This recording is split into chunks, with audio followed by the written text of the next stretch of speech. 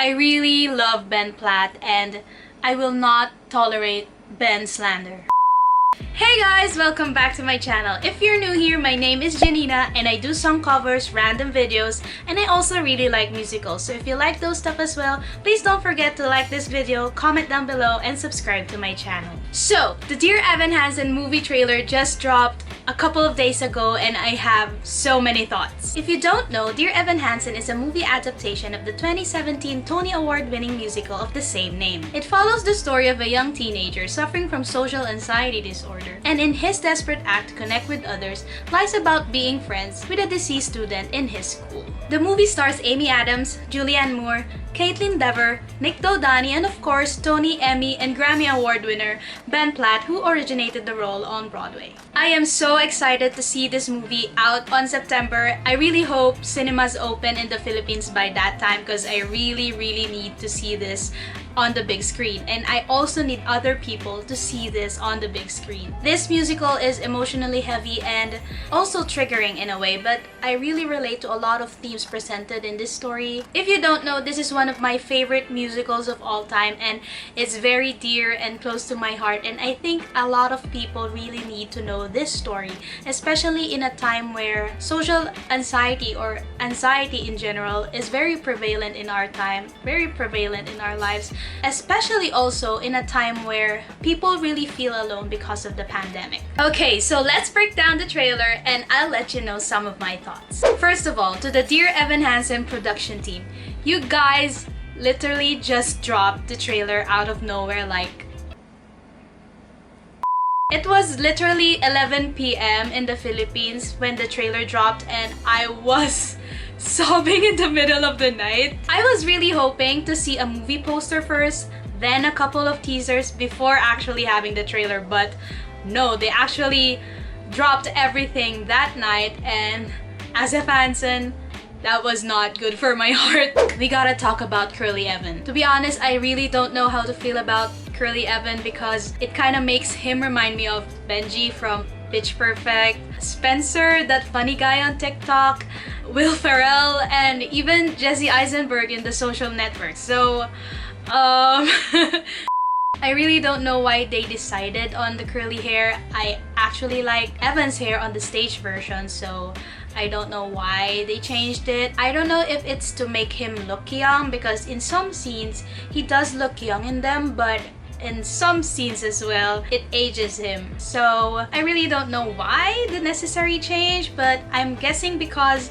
the curly hair adds to Evan's weird aesthetic, or like it adds to his awkwardness. I really don't know, I'm just guessing. And speaking of Ben's appearance as Evan in the movie, all I'm gonna say first is that I do agree that Ben looks old to play the role, but I still think he looks great, and I still think he's gonna give the performance of a lifetime. More on that later because that's gonna be a lengthy discussion. So more on about the hair. Connor, who is the deceased student I was talking about, he actually has long hair in the stage version, and I actually think that is a signature look of Connor. So it's kind of disappointing to see a short-haired Connor in the movie because, I don't know, it feels kind of off, and I don't know if it's just me or what, but he doesn't look like he's doing drugs.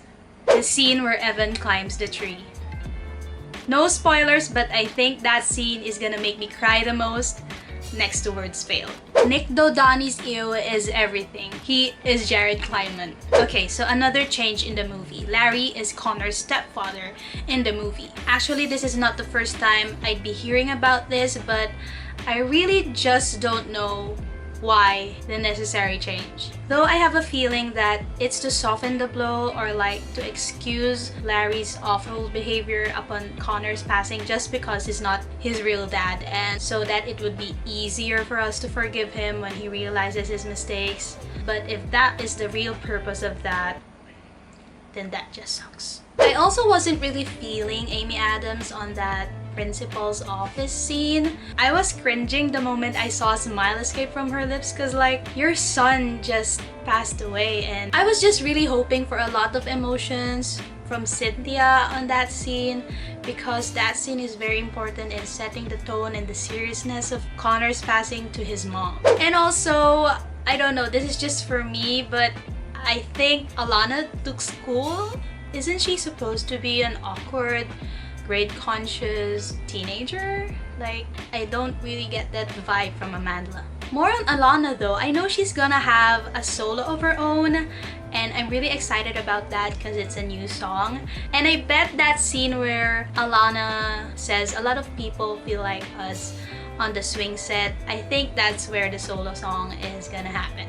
And fun fact, it is written by Amandla, the actress playing Alana. You can also see that arcade scene where Connor and Evan are playing this dance revo game. I really think that's gonna be part of some Sincerely Me montage. And I guess we'll also be having a lot of Zoe and Evan couple moments, because as we've seen in the trailer, they will be going to an amusement park. What is up with the graduation scene? I mean, all I know is that the movie is not ending with the orchard scene, and I still don't know and I have no idea what they're gonna pull off with that graduation scene. Speaking of the orchard scene and the movie's ending, it was actually stated in the Vanity Fair interview that we will be given somewhat an extended third act of the story. And out of all the changes being made, this is what I'm most excited about. To be honest, I'm really not a fan of the musical's ending. And yes, even though I love the musical, I am here to say that it has its problematic connotations. But at last in the movie, there is hope that we will be seeing Evan being held accountable for his actions. People are actually gonna learn from his mistakes, and it's just more realistic that the story ends this way. I know Evan deserves a redemption arc, and he's just a teenager who made mistakes and deserves to be forgiven. But in the musical, it just ends so abruptly and so unrealistically. And the forgiveness part of it all happens so quickly. I know this is because they were probably out of time because it's a stage musical which we only limit to 2 acts. So that's why they weren't able to include Evan making proper amends with the Murphys and all that. And maybe that's why they're also calling it somehow an extended third act. I haven't read the book yet, and I also don't know how the ending turned out there, but I am still somehow hoping that in the movie it doesn't turn out like they're just excusing Evan for his actions because of his social anxiety, or that because he somehow helped the family. For me, that's unrealistic, and that's emotionally manipulative. And also because of this sudden change in the ending, a lot of fans are speculating that Miguel, a character that only appears in the books, could somehow appear in the movie as well. I also don't know much about him either because again, I haven't read the book yet, but all I know is that Miguel is Connor's real and actual friend, and that he somehow finds out Evan is lying about being friends with Connor. That's also one thing I'm excited about in the movie, and I really hope we get that surprise. Now here are some of my thoughts on the trailer overall. At first, I really thought that the only advantage this movie gets is that it gets to be seen by a wider range of audience. But then again, I thought it could have been just a pro shot, that would be better. But now that I've learned all about these changes about the ending, I'm really excited about it. And I think that's gonna be one of the main advantages and one of the main things I'm gonna like about the movie. But there's just some part of me that hoped that they figured all of that out on its original conception and even upon the book's release, because I'm really not okay with the fact that the musical, the book, and the movie are all different in a way. Like, if someone says, "Oh, I like Dear Evan Hansen," you're still gonna have to ask them which one, the movie, the musical, or the book. Another thing that I liked about the trailer is that it doesn't give off the typical movie musical vibes like the sing and dancing stuff. It's more of the drama, and it's more about getting a seamless feel of the song merging with the drama of the story. And I really like that. That really makes me want to watch it more. But what they give so much of is actually the info and the plot of the story. I think it's almost like the whole story of Act 1 was in the trailer. So I really hate when trailers do that. But maybe it's because I know the story, that's why that was my take on that, but if you don't actually know the story, you won't be able to get the context or even deduce the climax and the ending from the trailer. So I think it's still worth to watch. Now, here's my take on Ben Platt's casting controversy as Evan Hansen. There was a lot of backlash against Ben Platt upon the trailer's release, most of them saying that it's because he's too old to play the role. A lot of memes were created, a lot of clowning happened, and Ben was well aware of it, even tweeting, "PS to the randos being jerks about age, read this great article and or watch Grease." But apparently, he deleted it shortly after. Okay, first of all, I really love Ben Platt and I will not tolerate Ben slander. It was so ironic and saddening to see fans of the show actually contributing to these mean comments, all the insulting jokes and memes, and overall bullying when in fact the whole point of the show is about mental health. It's been a problematic issue in the acting industry, may it be on Broadway or on Hollywood, that actors are expected to look a certain way or a certain age. And there's a lot of pressure in that, and it can really affect one's mental health. So I just wish people were kinder and sensitive enough about the issue. Although as much as I love Ben, I was actually one of those people who actually thought at first that casting him was a bad idea because of his looks. If you don't know, this is how Ben Platt looks now. He's 27, he's a full-grown man with a full-grown beard, so in my defense, I really cannot imagine Ben playing a high schooler at that time before the trailer's release. My actual bet was Andrew Barth Feldman, who also played the role on Broadway and is actually the only teenager who played the role. But now, I have to say, I stand corrected. As I reminisce the first time I watched and experienced Ben's performance as Evan Hansen in a bootleg and how that translated in the trailer, I really think it was a great idea casting him. Not the best idea, but it was a great one. Yes, I do agree that Ben looks older among his castmates, but I really think that the fault is not on casting him, but on making the cast look more cohesive when it comes to the looks. If the main goal of the movie is to actually immortalize Ben Platt's performance, as they should, and as was stated at the Vanity Fair interview,